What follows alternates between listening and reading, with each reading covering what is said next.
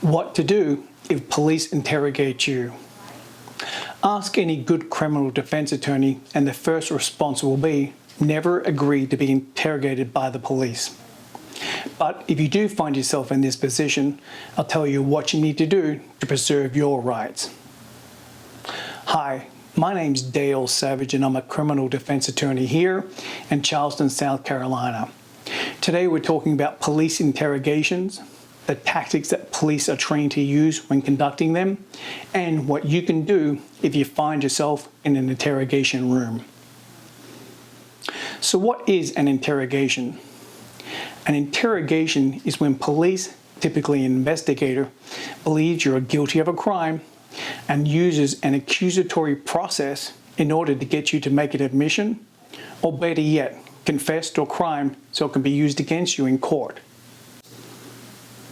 Police are trained in a number of ways to interrogate a suspect. One common interrogation technique they use is called the Reid technique. It consists of 3 elements, with the last one having 9 components. It's those 9 components that I'm going to focus on today and talk about why you should never subject yourself to police interrogation, and more importantly, what you can do if you're in this position. Let's do this because it's so important. I'm going to tell you what you need to do if you're interrogated by police, and then we'll talk about police tactics. The most important thing you can do in an interrogation is tell the police, I want a lawyer. Clear and unequivocal. It can't be, do I need a lawyer? I think I need a lawyer. Should I get a lawyer? Our courts have said that those terms are too ambiguous to invoke your 6th Amendment right to a lawyer. It must be clear, I want a lawyer. Saying these words now preserves your constitutional right to an attorney, and police must stop the interrogation immediately. These 4 words can change the entire interrogation in a heartbeat, so they're important. So let's get back to the interrogation 9-step process and talk about the tactics police are trained to use against you. The first step in a Reid interrogation is confrontation. Police will start off with some facts of the case and inform the suspect of the evidence against him, all while implying that they did it. It may go something like, I have in this file the results of our investigation. These results clearly indicate that you are the person who committed this act. The confrontation step isn't a question and answer format, but rather a position of certainty by police regarding a suspect's guilt and the futility in maintaining your innocence. That's the tactic. It will then transition into something like, I want to sit down and spend some time with you to see if we can get this thing straightened out. Now they move on to step 2, which is called theme development. Theme development is when the interrogator proposes to the suspect reasons and motives that will serve to justify or excuse the suspect's criminal behavior.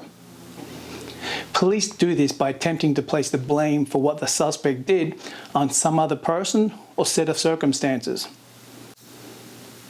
The theme is developed as to why the suspect committed the act.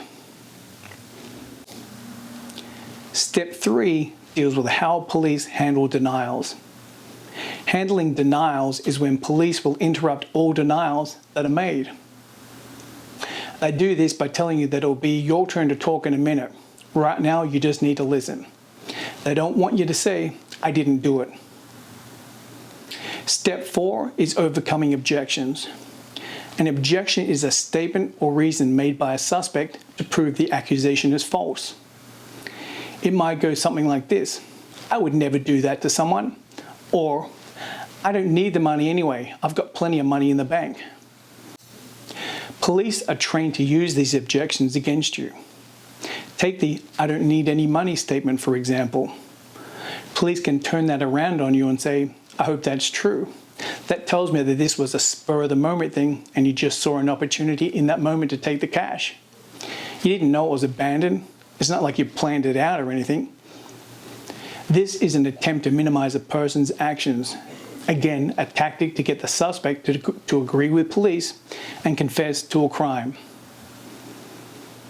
Step 5 is called retention of a suspect's attention. At this point in the interrogation, a person may be looking for a way to escape the situation or become defensive with the interrogation. So, following their training, police will now pretend to be your ally. They can appear more sincere and understanding of you. This way, they keep the interrogation going. Step 6 is handling the suspect's passive mood. This is when a suspect is becoming less tense, is listening to the theme put forward by police. If a person's body language indicates surrender, such as head in hands, elbows on knees, the interrogator will seize on this to lead the suspect into a confession. They will now want a suspect to choose a reason why they committed the act. Police will again state their theme, how they believe that the crime happened, and try to get you to confess. Step 7 is presenting alternative questions.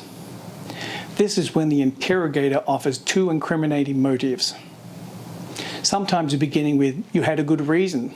It was a crime of passion, but there was a bad result." This, of course, is meaningless. They are simply trying to make you confess to the crime and provide details of how you did it. Step 8 is having the suspect give details of the act. Once the suspect has chosen an alternative theme, the confession has begun. Now, police want you to do all the talking and give details on what you did, whether they're true or not. The final stage is all about getting a confession that will be admitted as evidence in trial. Police may try to get you to write out a confession in your own handwriting or sign one that is written out for you. You'll be given a chance to make any corrections and initial those corrections. All this is to tell the court that your confession was voluntarily given. So, what's the problem with this? In 2 words, false confessions. Some people may be watching this and say that's complete rubbish. No one would ever admit to a crime they did not do.